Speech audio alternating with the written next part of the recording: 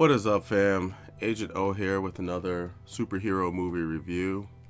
And I got home last night from seeing Captain America Civil War, and man, I just had to get on here and, do a review video about this film. I was a little skeptical about all the brouhaha that was raised up about this film from people who had saw the pre-screeners and went to Twitter and started tweeting about it because of how quickly that happened after Batman v Superman: Dawn of Justice, and everybody kept saying how great the movie is. And they're right. This movie is really, really damn good. Like, this might be my new number one favorite movie. Like, before it was Winter Soldier, now it might be Civil War.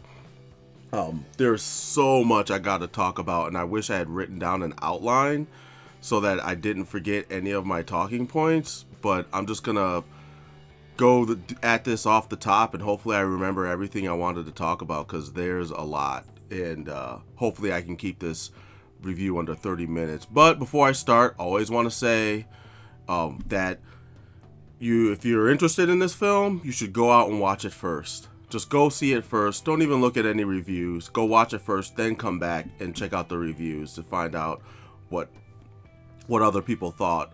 Because some of these reviews are very personal. Some reviews have agendas, and some reviews are just straight up, trying to talk about the movie. And some reviews feel like a straight up ad to just go see the film. So you're not going to find any of that bullshit here. I'm going to tell you exactly whether this movie sucks or not. That's always been my MO when it comes to anything I do on this channel, is to keep things 100% real. And that's why I always tell people to watch the film first and then watch the review. Don't let reviews, steer your perspective or your thoughts on a film. You should always have your own thoughts on stuff like this. And you might find out something that you didn't know before, by listening to a review, or you might like a movie even more or hate a movie even more, depending on the person who reviewed it and what they're actually talking about. So anyway, that being said, let's talk about this film and how I'm actually happy and looking forward to the Infinity War movies that are going to be directed by the Russos, because when Joss Whedon stepped down and said he wasn't going to do another Marvel film, I was really kind of disheartened, because I like his movies. Yeah, there's little problems here and there, but you always had a good time watching his films. And even with Age of Ultron, which everybody feels is a really weak movie, it's only weak because of studio involvement. Like, if you watch the special features on that DVD, on the Blu-ray, every single deleted scene that Whedon wanted in the movie should have been in the movie. Like, it almost makes me wonder why they didn't do an extended version on the Blu-ray combo, DVD combo, because like I said, I watched those deleted scenes and I was like, holy crap, all these scenes needed to be in the film. And then I listened to the commentary for those scenes, and it even cemented my thoughts, my original thoughts, or my initial thoughts on watching those deleted scenes even further, because of Whedon's explanation for why he wanted all this stuff in the movie, or why they even shot it in the first place. So that movie would have been a lot better had all those scenes been put in. The interaction between Scarlet Witch and Hulk would have been that much stronger and that much more interesting had those deleted scenes been in, had that deleted scene played out the way it was supposed to when they were at Clint Barton's house in the country or whatever. Anyway, I'm getting off track already, because that's the kind of movie this is. This movie is just so freaking awesome. It's got me jumping all over the place already. So let me get back to this film. The Russos did the damn thing. I have to look on IMDb because I can't remember offhand whether they wrote the film or who wrote the film or whatever. I didn't even look in the credits because I was just waiting to see what they were going to show at the end of the credits. So I'll have to look that shit up. But the writing in this was stellar. It was actually, this is one of those rare cases where the comic book movie, or the movie in general, is actually better than the written material. I never liked the idea of Marvel tackling the Civil War story arc, the comic book event, because I always felt like that event in the comics was one of the weakest events that Marvel has ever done.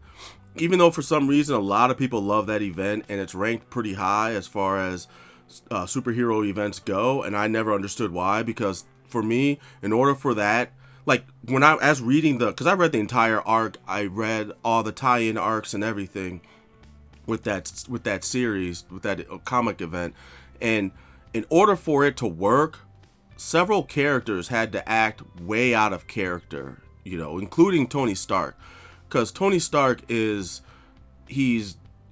pretty anti-government, and even in the comic book arc, he was against the Superhero Registration Act at first, and then he kind of fell in line, and then he got Hank Pym and Reed Richards involved because they understood why they needed to do this, why there had to be accountability and everything.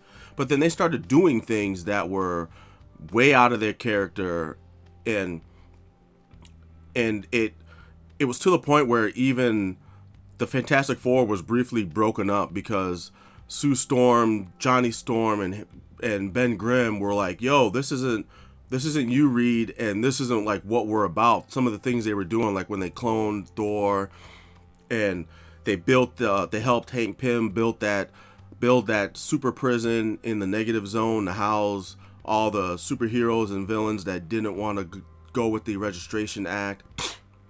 They were just doing some stuff that was lightweight super villainish, and it wasn't full on super villainy because they weren't killing anybody, and they thought that they were doing it for the greater good, but it was still really wrong what they did. And Spider-Man, which was probably my biggest out of character point that I would make with the original story, was that he revealed his secret identity to the world, which, if you've ever read any Spider-Man comic, any one of the Spider-Man comics, whether it was Spectacular, Amazing, Web of Spider-Man, whatever, there's always at least one issue where he's swinging through the city, or he's going on his missions or whatever, and he's talking about how he really has to protect his secret identity, because if his enemies ever find out, they're going to attack the people closest to him.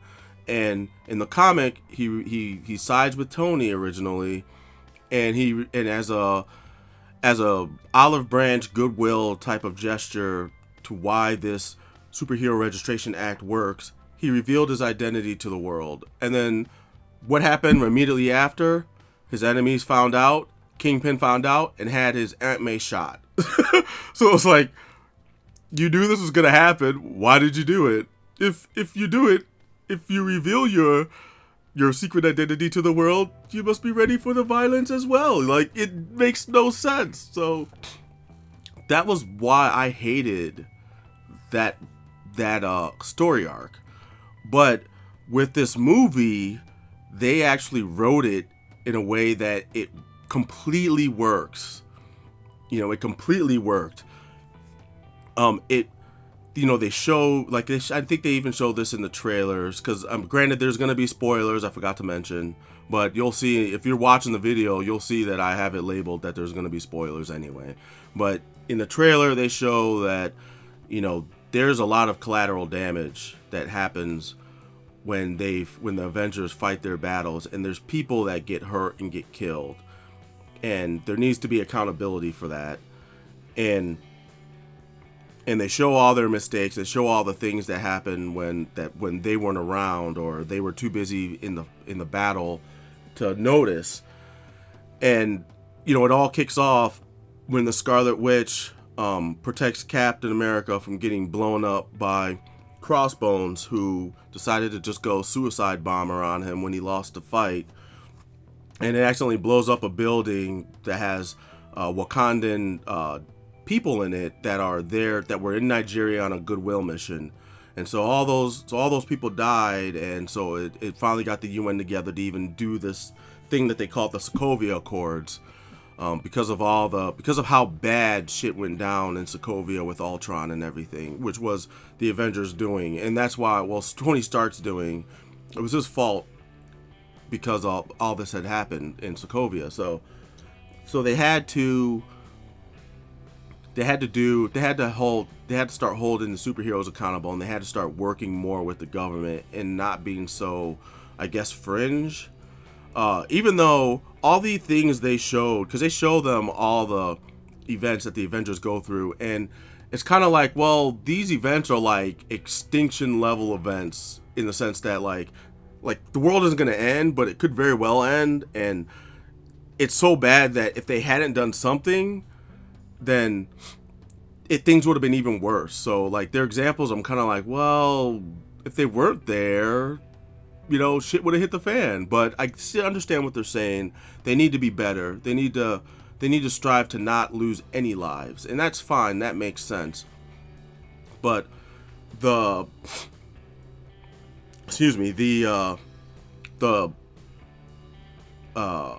rebuttal to that, which is I think what Captain America's problem is that when you start working with governments or with the world governments, is now you're getting into this murky territory of a kind of like a slippery slope situation where you're at the whim of people who have agendas, and you might be in a situation where there's some people in a country that need help, but because maybe one of the countries in the UN isn't getting along with that country that needs help, they won't dispatch the Avengers because of that. Like, you're getting into politics, and you're getting into all this murky territory that could, in fact, hinder the Avengers from doing what needs to be done. Because they're all about just, there's a threat, we got to go there, we got to handle it. Captain America even says it. He says, when I see something wrong, I can't help but, try to do something to make it right, to try and fix it. He says, sometimes I wish I could turn it off, but I can't. And then Tony Stark is like, no, you don't. You like that's who you are. That you prefer to be the guy who has to go over there and try to straighten things out. If anybody who complains about superhero movies not having character-driven stories, Civil War is definitely a character-driven story, because you're putting all these characters to have to pick a side and have to deal with what they feel is being a superhero or doing the right thing. And obviously some people agreed and some people didn't agree with the Sokovia Accords, obviously, because therein lies the conflict. It was just handled so well. It was handled like I could tell in Batman vs Superman: Dawn of Justice, this was the kind of thing they were trying to do, but because the writing wasn't very tight, it failed. And here they tackle the issue of lives lost during these big epic battles, and it's handled rightly so. Like, the characters feel bad. You have a scene where Tony Stark is confronted by the mother of somebody who died in Sokovia, and it just hits home for him because this person had a future. This person was somebody. It wasn't just some no-name extra that we usually see in films, that ends up dying, and you kind of don't care because you don't know anything about them. But here they're trying to tell you, these people have lives. These people have nothing to do with what's going on. These people are somebody. They're somebody's mother, daughter, son, whatever, father, or whatever. And that really hits home for Tony, and that's what makes him want to sign the Sokovia Accords and play with and work with the UN and play ball so that this doesn't happen again. And that to me made more sense than Tony's motivation in the comics. In the comics, it wasn't that at all, and it works so well. I couldn't really find any real big holes at all in this film. I'd have to see it again and look over and pick over it a bit more, but that made sense to me for Tony to. It was a more emphatic reasoning for why he feels he needs to do what he does, because he feels directly responsible for Ultron, and if it hadn't been for him messing around with technology he didn't know, that dude would still be alive, and all those people would still be alive. So of course he's gonna want to sign the Sokovia Accords, and it all makes sense. That makes sense, and it even goes back to, they even found a way to circumvent the fact that in the previous Iron Man movies, in Iron Man 1 and 2, he would not play ball with the government. I think in Iron Man 2, when he had his little court hearing, because they wanted his tech, they wanted his Iron Man suit technology, the government did, in order to,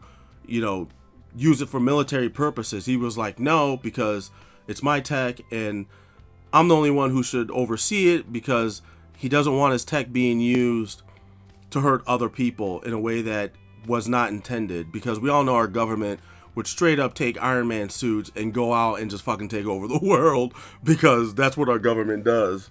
They would totally use it to do their own thing, and it wouldn't actually be about protecting people like they say it is. They say protecting freedom, people's freedom, but they really don't do that. They've got their own agenda, and he doesn't want to play by those rules, and that's why he didn't give them his tech in Iron Man 2.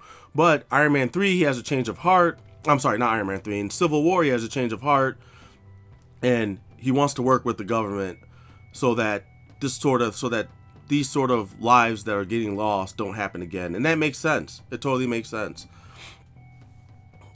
Cap's reasoning is sound also, and he doesn't want to do it because, once again, he doesn't want to be a pawn in government's agendas, and not being able to help those that need help because of one reason or another, with dealing with the UN and dealing with, politics and all that.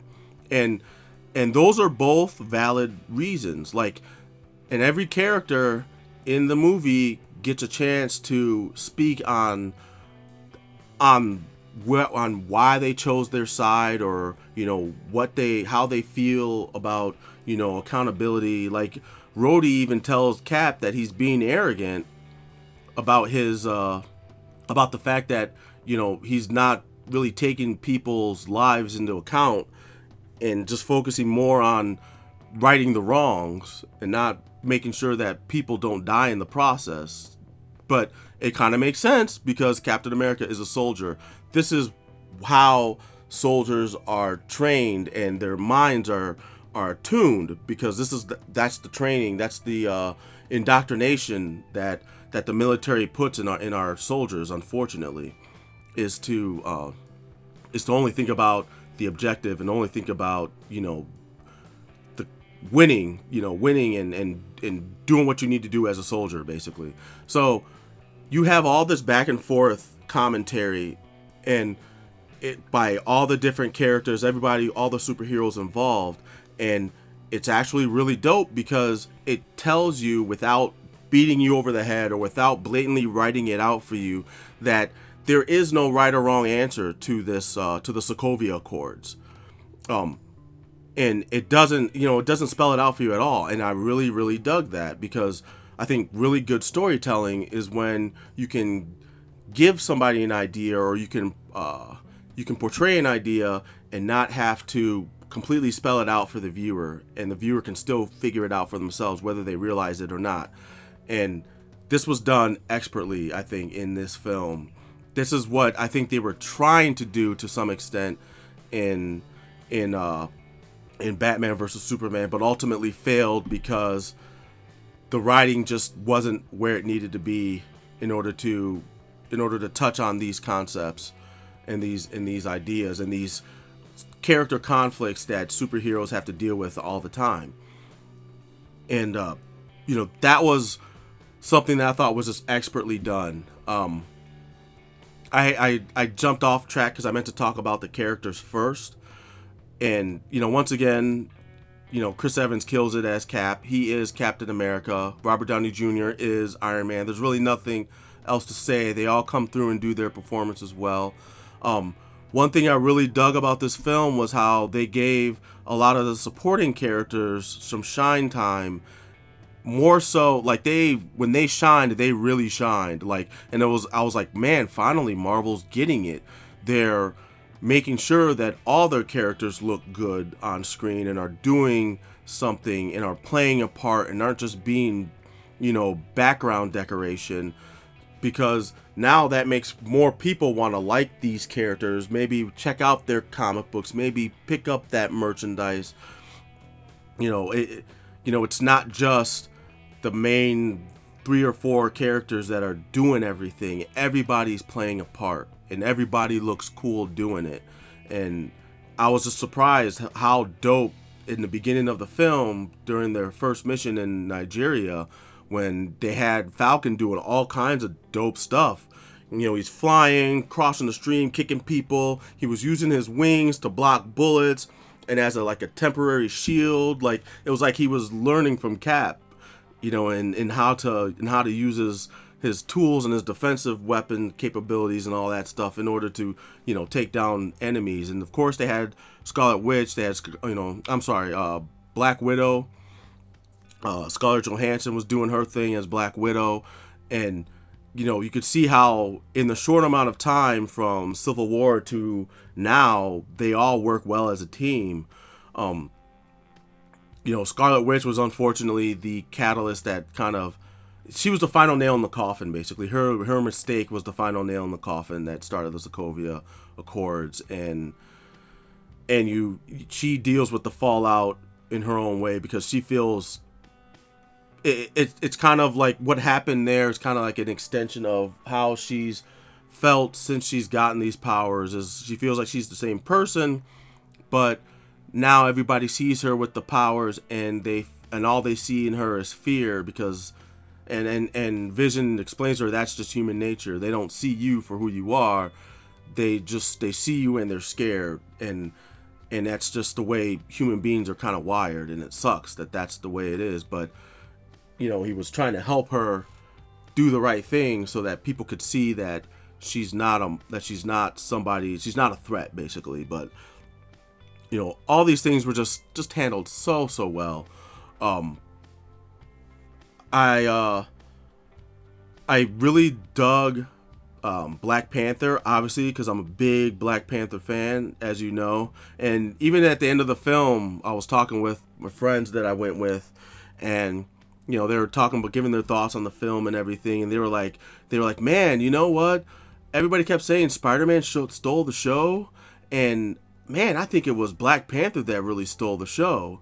And I didn't want to say anything because they both know I'm a big Black Panther fan, but I think when he was on screen, he did steal the show in a lot of areas, in a whole lot of areas. Like, Marvel made sure, yo, this is our next standout character. We need to make sure everybody sees why this guy's so dope, because he's gonna be our he's a character that should have long since been A-list status, and kind of is now in the comics. Over the years, he's been he's played bigger roles in storylines and stuff, but now it's now they're putting the pedal to the metal, and they're really trying to push Black Panther, which is about time, because the character is the first black actual superhero, the first black superhero to get his own comic book. That's that and the third, because in a time when comics were they were mostly white people, and you didn't have as much diversity. So he was kind of helped start all that, and he was a character that in his debut they put him on par with the most popular superhero characters at that time, which was the Fantastic Four, and he was on par with them from the jump. As a test for himself, a personal test, he decided, I'm going to take on the Fantastic Four, and I'm going to beat them. And he beat them. And that's a badass dude, to take on the entire team and win, and do that just because he wanted to test himself. So they wanted to show you how cool and awesome this guy is.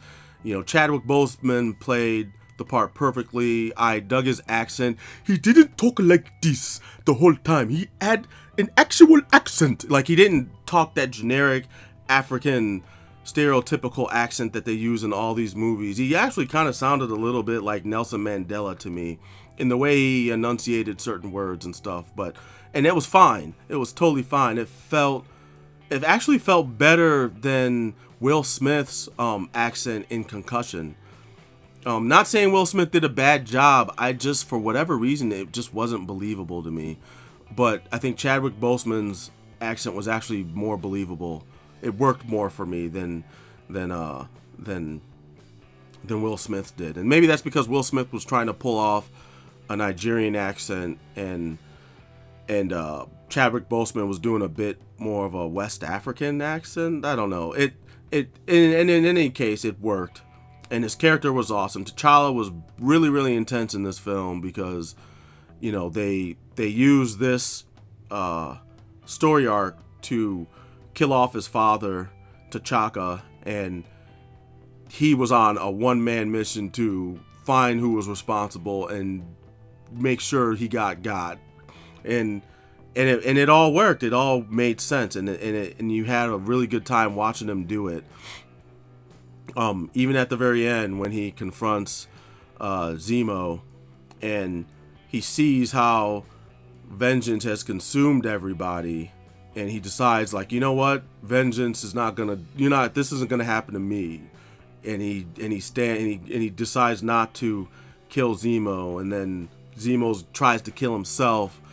He stops him and is like, you know what, you might be done with the world, but the world isn't done with you. You gotta face your crimes for what you've done.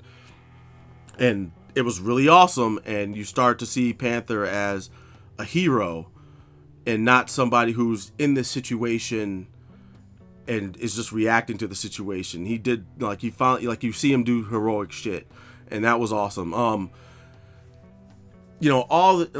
could go on and on about all the other characters, but it doesn't need to be said because they all really did the damn thing. I dug all of Sharon Carter's scenes, even though she didn't play a huge part in the film, but it was very important, especially the funeral scene for Peggy Carter. I know everybody was wondering, because there was rumors that somebody in the movie was going to die in the film, and everybody was like, oh, maybe it's Rhodey because he gets shot out of the sky. Maybe it's Hawkeye. There were rumors about Hawkeye dying in the film. But it ended up being Peggy Carter, who you didn't even see in the film. You never see her. You just see her casket.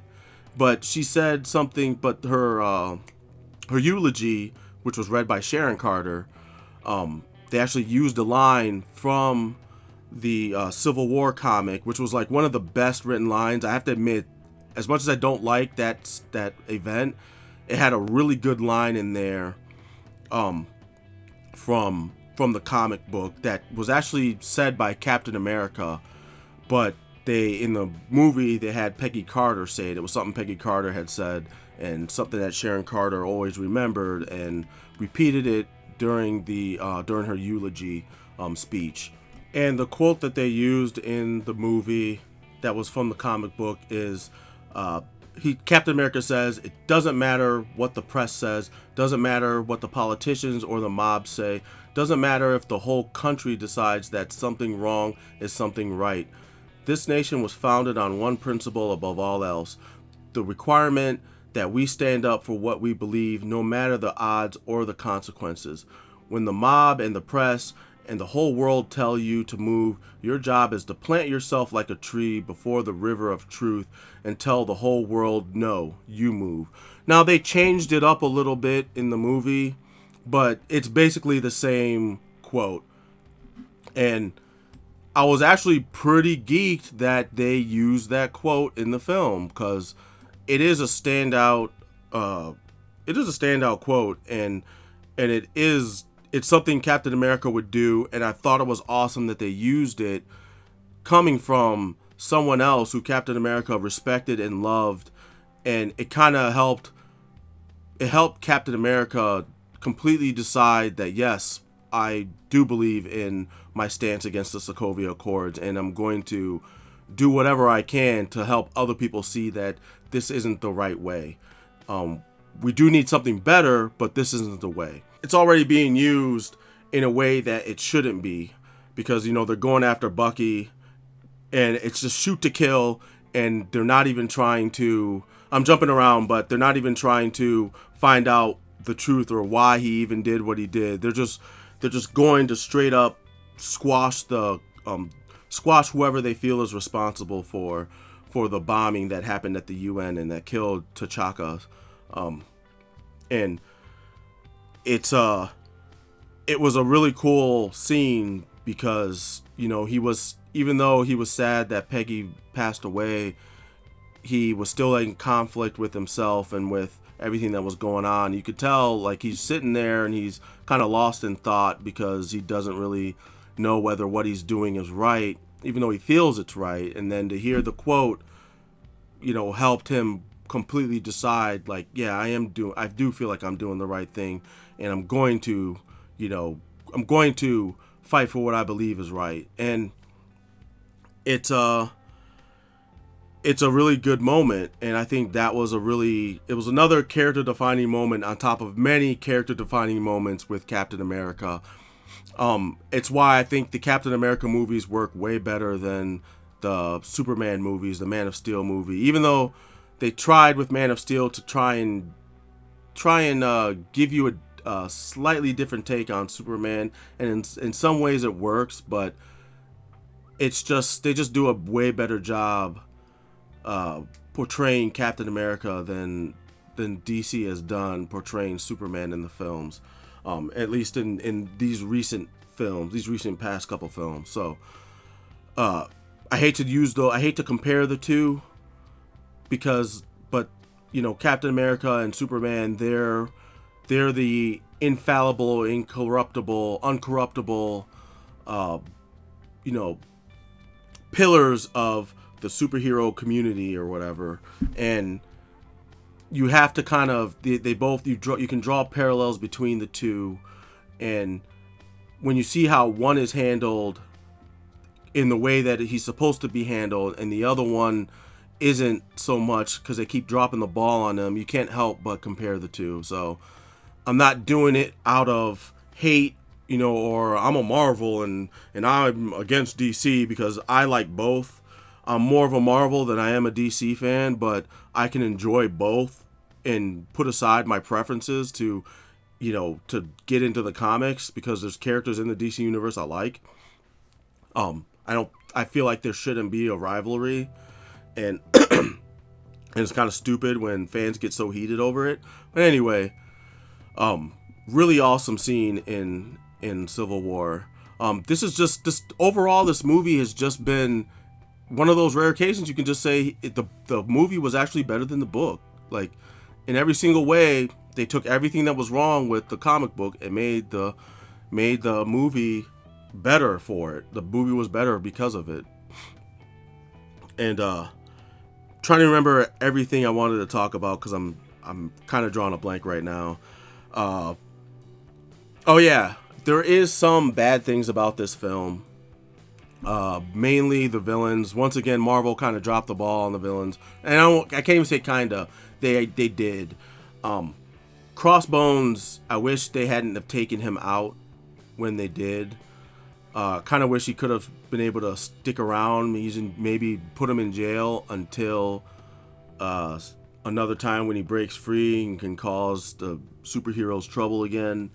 I feel like you didn't get a chance to really know who he is as a villain. Obviously he was in Winter Soldier, but he wasn't completely Crossbones yet. He gets a whole building dropped on him and, you know, get burnt alive, and he's crazy after that or whatever. I don't know. There just wasn't a whole lot there. He was there kind of like as a means to an end to start the film off with a bang, and then they were done with him, and so they blew him up, and that was kind of weak to me. Baron Zemo, another villain that they could have really expanded on and had a lot of fun with, and they just dropped the ball with him too. His motivation behind all this, which you don't find out until the very end of the movie, why he's even doing any of this, is because he doesn't want to see more enhanced people. He doesn't want to see more super soldiers. You know, he wants to tear apart the Avengers because the Avengers tore apart his family. And that's all well and good, but like Baron Zemo, or I guess Zemo in this because it's Helmut Zemo. It's the son. It's not Heinrich. Heinrich is the older father. He was the Nazi. He was a Nazi scientist and super scientist or whatever, working for Hydra and all that, and was a rival of Red Skull. And in this, he's just like, they tell you that his dad died holding his wife and child, protecting them because they were in Sokovia at the time, and they lived on the outskirts of the city, and they figured they'd be safe because they weren't anywhere near the action, but still something happened, and his family ended up dying. And then that spearheaded his reasoning for why he wanted to tear apart the Avengers. And he wanted them to basically go at each other's throats and kill each other. So he used what was going on with Sokovia Accords and all that.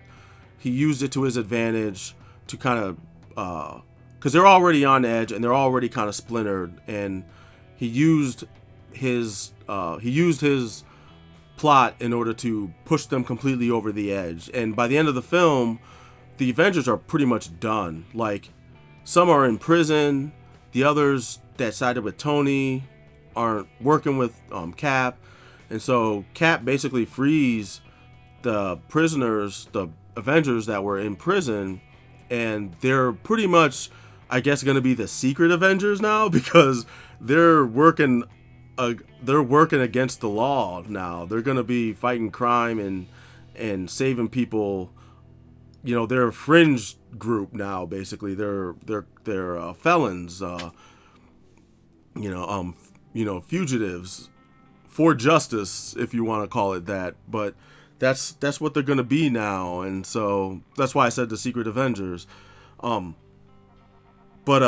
back to Zemo, it could have been cool if they had explained that Heinrich was this is my way of fixing Zemo and making him more of an interesting character. They could have explained how Zemo's dad was actually Heinrich, and he was, because you know how at the end of World War II, a lot of Nazis ran and fled and are living lives as different identities to hide from the crimes that they did during the war, all the war crimes they did. And so you could have had this same thing with Heinrich, because Baron Zemo is royalty. He comes from like 12 or 13 different previous barons. So you have that aspect to the character. You have the refugee Nazi in hiding angle with his dad. These things could have played a part in the film and could have helped to make Zemo a more interesting character. You never see Zemo the warrior, the fighter, because he was on par with Red Skull, and he's fought Captain America numerous times and has held his own. You didn't get to see any of that. You didn't get to see a costume for Zemo. Like he wasn't he was just a regular guy, and that was kind of what takes away from Zemo. There wasn't anything super villainy about him other than the way he went about getting his objectives done. He was very calculating, and that was cool. You know, he made sure to manipulate things so that he was in the right place at the right time in order to get at Bucky, to manipulate him in order to further his own ends, because he knew Bucky was the linchpin that was going to light the fuse that was going to destroy the Avengers. And even though at the end the Avengers are still alive, nobody died, he still won, and that was cool because he still wins. The Avengers are kind of done right now. You can't have the Avengers right now because of everything that happened. There's a rift driven between Stark and Cap that may not ever get healed. Like, it's gonna take extinction level event of some sort, i.e. Thanos, to bring everyone back together again. And I actually dig that about the film, that they did that. There's something that happens in the film, and I know this is spoiler filled, but I didn't see this coming, and I'm not going to tell you what it is, because once again, I want you to go see this film. And for those of you who didn't go see the film yet and are watching this review, you're not listening to me. you need to go watch this movie. You need to go watch it and see it. And so I won't spoil this really big spoiler that I totally didn't see coming, but makes sense, and it was really, really cool. And it's what really makes it's what really drives the wedge that completely shatters whatever friendship or whatever bond that Cap and Stark had. Because, they were always at odds with each other, but they respected each other. And I think deep down, they like each other, even though they didn't always get along. But this, man, holy shit, this really, they're not enemies, but you can tell they're both kind of sad that they can't ever be friends like they used to be. And once again, character driven. This just feels so right. This whole thing feels so right. So I've gone on too long, and I can't remember all the things if there was anything else I wanted to talk about in this film. But it's a good film, and despite the couple minor mistakes, but you can't nail it all, I guess. It'd be nice if you could, but overall, I think the pros definitely outweigh the cons of this film, and this is just a way better film than Batman vs Superman. It's technically it's another Avengers film, even though it's Captain America's film, and it is a story. It's just as much Cap's story as it is Bucky's story, as it is Iron Man's story. It deals with all of them in a way that we haven't quite seen in a superhero film, and it's nice that we got to see it like this. And I hope that they do more. I hope that they do a better job. I mean, not a better job. I hope that they keep doing as good a job as they're doing. They've circumvented the Marvel quote unquote formula that Marvel has been kind of doing with all their films, and they definitely did something different here, and it's all the more better for it. So hopefully this shows the executives and the powers that be that like to sit there and play it safe and just sit back and collect money, that you can take risks, and the risks can pay off, indubitably, and they paid off in spades in this film with this film. So I'm hoping, I'm pretty sure with Infinity War that the Russos are gonna do the damn thing, and I feel a lot better now after watching this film, knowing that they're gonna handle this the event that's gonna be the Infinity War in a way that is gonna be, it's gonna do the storyline justice, and it's gonna do the fans that love these movies justice. It's just I got really nothing else to add. I'm really looking forward to what they have in store for these movies, and I hope the genre doesn't die off or get played out before we get a chance to get these films.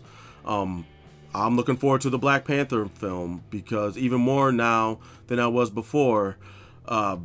He's not completely the Black Panther that I wanted to see in these movies, but I'm hoping they can expand on that and they can show you what Black Panther can really do, because I think this was a taste.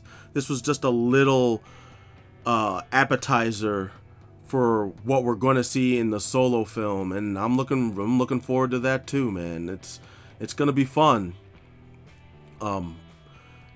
The action was awesome in this film. The choreography they stepped their choreography game up, because I always said they're superheroes, they need to be doing super things, and you see them doing a lot of that in this film. The fights between the individual characters were well done. The only thing I didn't like was during the fight scene in Bucky's apartment, when the military comes after Bucky and Cap and Bucky are fighting them off. There was a little bit too much shaky cam in there. I wish that they had, because there's fast cuts and shaky cam, and those two just don't mix well for me. If they had cut out the shaky cam and kept the fast cuts, I would have been okay. Because you still see everything that's going on. I mean, everything's framed well.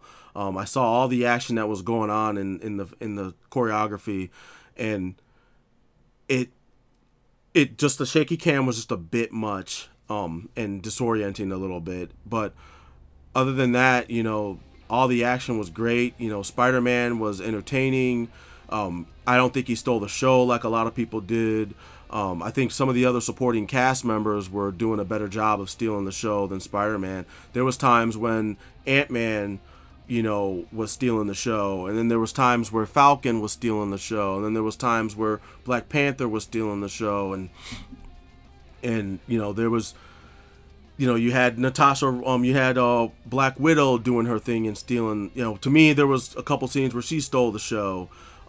It was all really just, man, it was just all really well done. And they did the fights in such a way that even when you had your matchups, like you had times where Cap was fighting Panther, or Falcon was fighting Rhodey, or Cap and Iron Man are fighting, and there was times where, like, they never really told you, like, oh, well, this character should definitely be able to beat this character. Like, they never fought long enough for anybody to ever get the upper hand. Not until the end, when there's the big fight between Cap and Buck and Iron Man. But even then, that fight, everything in it felt justified and it felt right, and nobody was weak.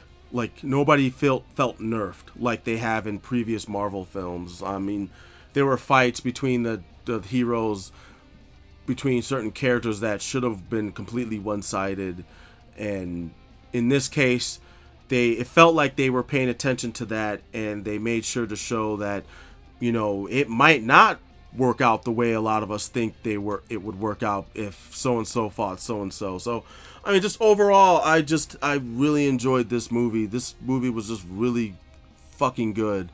I got nothing else to add about this. Just go see this movie, man. I'm gonna go see it again.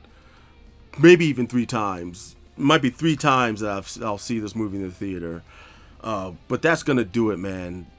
Sorry this review took as long as it did. I usually try to keep my reviews not nearly this long. I try to touch on everything. But like I said, there was just so much that was going on in this film, and so much that was done right to me, that I had to try and cover it all. And I'm sure I missed a couple things, and I'm sure when I go see this movie again, there'll be some things I missed that I wish I could have touched on. But that's going to pretty much do it. I'll catch you guys on the next video. I'm Agent O, and I'm out.